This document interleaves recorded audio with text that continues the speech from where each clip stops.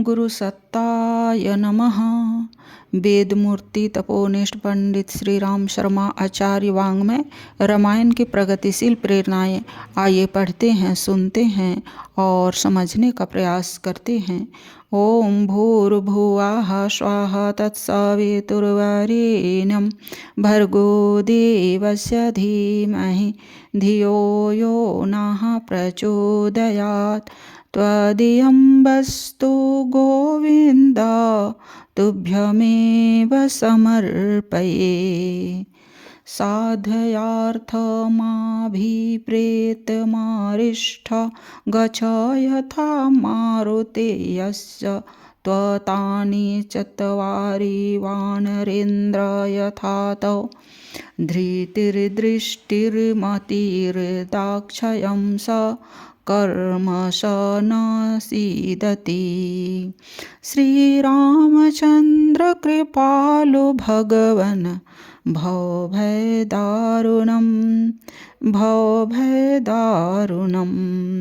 अब तुम निर्विघ्न हो अपना कार्य सिद्ध करो। हे वानरेंद्र, तुम्हारी तरह जिसमें धीरता, सूक्ष्म दृष्टि, बुद्धि और चतुराई ये 4 गुण होते हैं, वह कभी किसी काम के करने में नहीं घबराते। ये 4 गुण तुम में मौजूद है। हनुमान को आगे चलकर पग पग पर अपनी बुद्धि का उपयोग करना आवश्यक हो गया।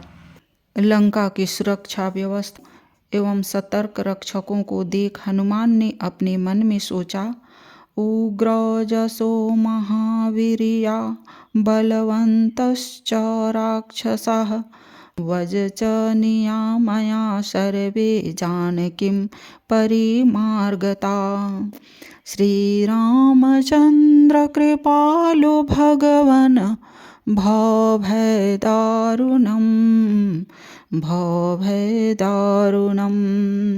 तब मुझे जानकी जी का पता लगाने के लिए इन सब महाबली और महापराक्रमी राक्षसों को धोखा देना होगा।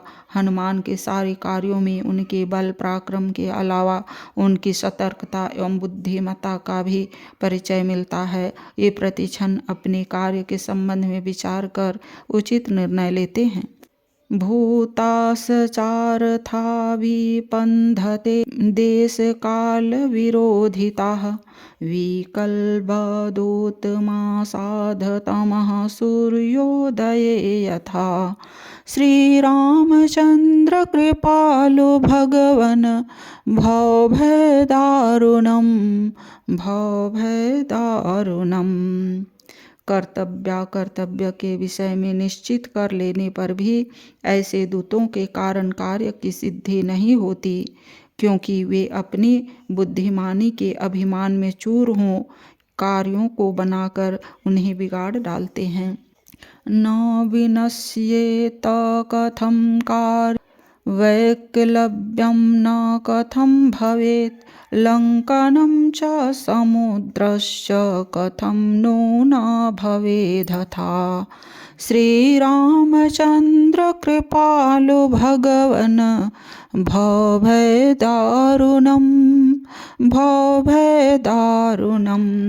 अतः अब किस उपाय से मैं काम लूं जिससे न तो कार्य ही बिगड़े और न मुझ में कादरता आए, साथ ही मेरा समुद्र लांघना वृथा भी न हो। इस प्रकार बिना भयभीत या उद्विग्न हुए हनुमान जी ने उचित योजना बनाई। अपनी शक्ति के अहंकार में कुछ भी कर डालना उचित नहीं समझा। लंका में समझदारी से प्रवेश किया। द्वारेण कहा बाहुः प्राकारमभिप्लुवे निशीलंका महासत्तो विवेशक पीकजरः। श्रीरामचन्द्र कृपालु भगवन् भवभयदारुणम्।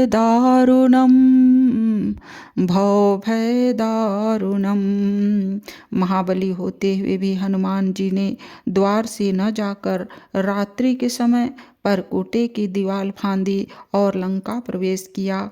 माता सीता की खोज में हनुमान को लंका में सोती हुई स्त्रियों को देखना पड़ता है, किंतु उनकी बुद्धि वहाँ भी सावधान है और मन नियंत्रण में रहता है। वे अपने कार्य के औचित्य पर विचार करते हुए सोचते हैं, निश्चितैकान्तचित्तस्य कार्यनिश्चयदर्शिनी कामं दृष्टा मया सर्वा विश्वस्था रावण स्त्रियः न हि मे मनसः किञ्चिदैकृत्यमुपपधते मनो हि हेतुः सर्वेषामिन्द्रियाणां प्रवर्तने शुभाशुभास्वस्थासु तच मे सुव्यवस्थितं नान्यत्र हि मया शङ्कया वैदेही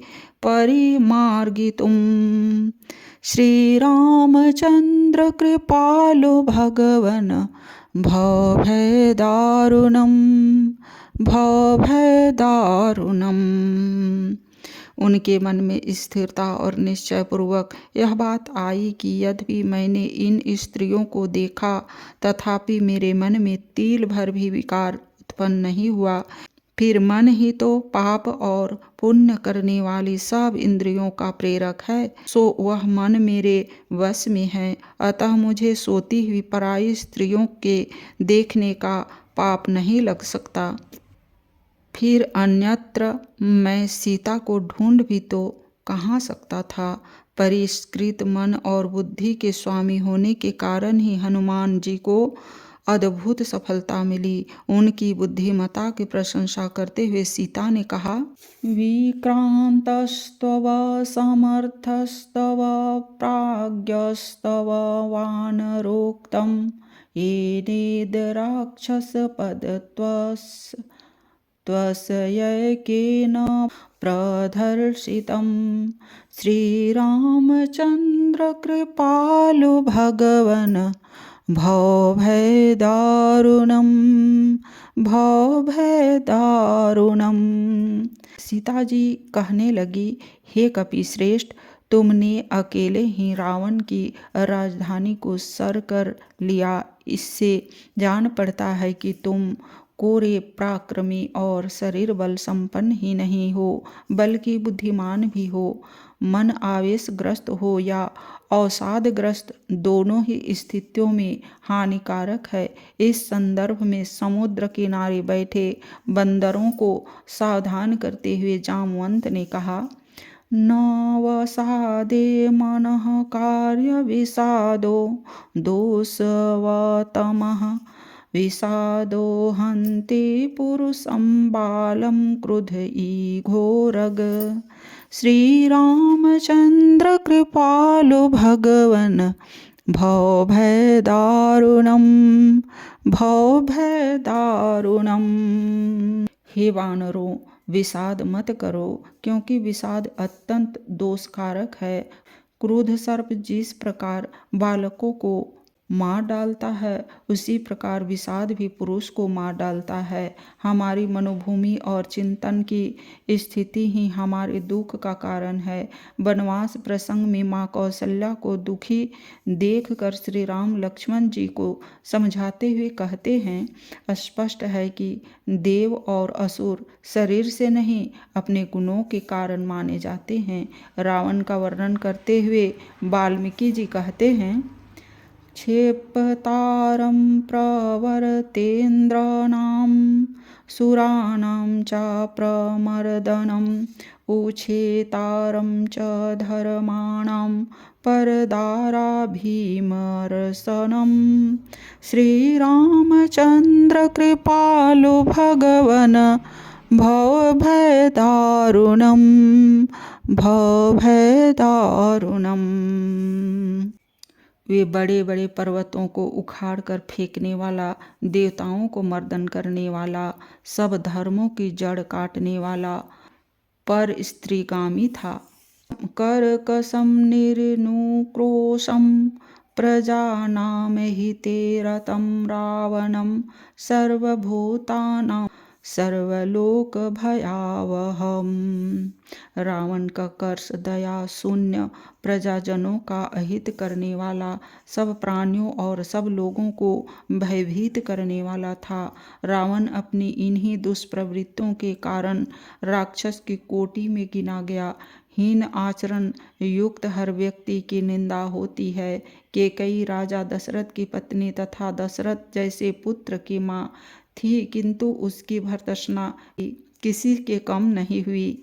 कारण यही कि उसने जानबूझकर संतों देवों के अनुरूप धर्मानुकूल न्याय संगत मार्ग की उपेक्षा की। राम वनगमन प्रसंग से राजा दशरथ ने उसके वरदान मांगने पर कहा कि यह धर्म संगत नहीं, तो उसने औचित्य को नहीं, अपने स्वार्थ को ही प्रधानता देते हुए कहा, भवत्वधर्मो धर्मो वा सत्यं वा यदि वा नृतं यत्त्वया संश्रुतं मह्यं तस्य नास्ति व्यतिक्रमः।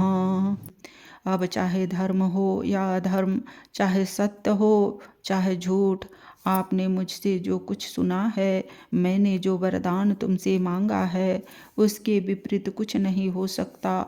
श्रेष्ठ और हीन मार्ग, धर्म और अधर्म समझ में तो सबकी आ जाता है, पर उसके अनुरूप आचरण में चुनने से ही व्यक्ति का पतन होता है। संत बनने, देव पक्ष में जाने के लिए रूप और शरीर नहीं, श्रेष्ठ मार्ग अपनाने योग्य सत साहस की आवश्यकता होती है। आज की वीडियो में इतने ही। लाइक, सब्सक्राइब और शेयर करें। धन्यवाद। ओम शांति।